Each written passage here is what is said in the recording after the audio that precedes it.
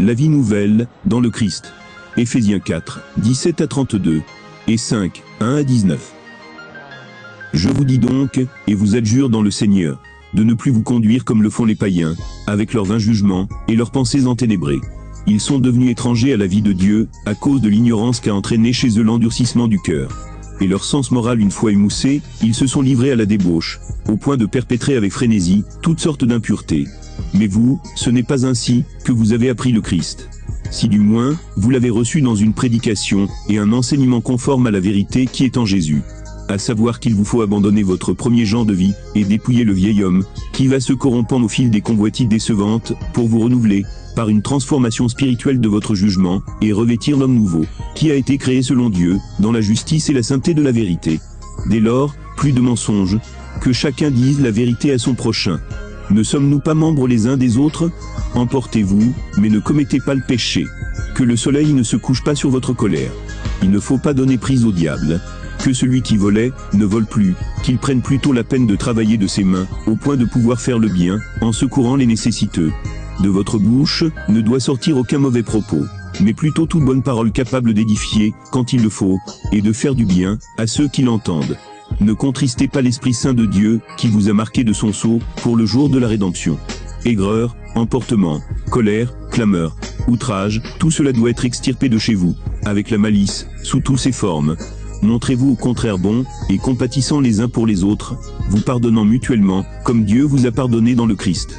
Oui, cherchez à imiter Dieu, comme des enfants bien-aimés. Et suivez la voie de l'amour, à l'exemple du Christ qui vous a aimé, et s'est livré pour nous, s'offrant à Dieu, en sacrifice d'agréable odeur. Quant à la fornication, à l'impureté, sous toutes ses formes, ou encore à la cupidité, que leur nom ne soit même pas prononcé parmi vous. C'est ce qui sied à des saints.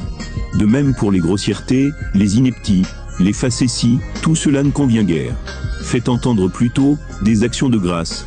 Car, sachez-le bien, ni le fornicateur, ni le débauché, ni le cupide, qui est un idolâtre, n'ont droit à l'héritage dans le royaume du Christ et de Dieu.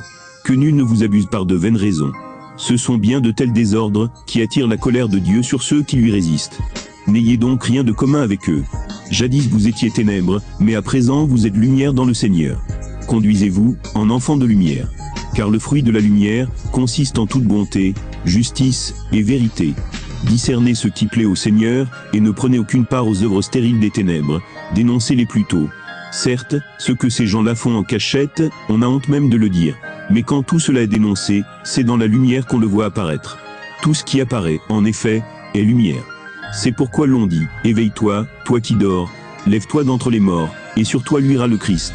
Ainsi prenez bien garde à votre conduite. Qu'elle soit celle non d'insensés, mais de sages qui tirent bon parti de la période présente.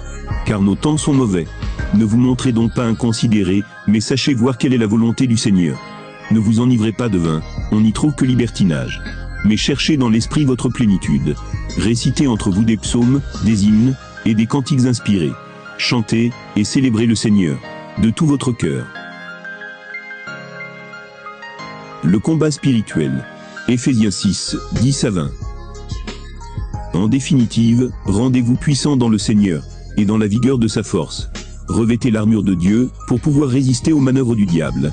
Car ce n'est pas contre des adversaires de sang et de chair que nous avons à lutter, mais contre les principautés, contre les puissances, contre les régisseurs de ce monde de ténèbres, contre les esprits du mal, qui habitent les espaces célestes. C'est pour cela qu'il vous faut endosser l'armure de Dieu, afin qu'au jour mauvais, vous puissiez résister, et après avoir tout mis en œuvre, restez ferme. Tenez-vous donc debout, avec la vérité pour ceinture, la justice pour cuirasse, et pour chaussure, le zèle à propager l'évangile de la paix. Ayez toujours en main le bouclier de la foi, grâce auquel vous pourrez éteindre tous les traits enflammés du mauvais. Enfin, recevez le casque du salut, et le glaive de l'esprit, c'est-à-dire la parole de Dieu. Vivez dans la prière et les supplications. Priez en tout temps, dans l'esprit. Apportez une vigilance inlassable, et intercédez pour tous les saints.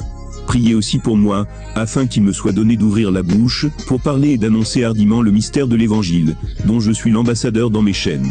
Obtenez-moi la hardiesse d'en parler, comme je le dois. Vivre selon la vraie foi au Christ, non selon de vaines doctrines. Colossiens 2, 6 à 8. Le Christ tel que vous l'avez reçu, Jésus le Seigneur, c'est en lui qu'il vous faut marcher. Enraciné et édifié en lui. appuyé sur la foi, telle qu'on vous l'a enseignée, et débordant d'actions de grâce. Prenez garde qu'il ne se trouve quelqu'un pour vous réduire en esclavage, par le valeur de la philosophie, selon une tradition toute humaine, selon les éléments du monde, et non selon le Christ.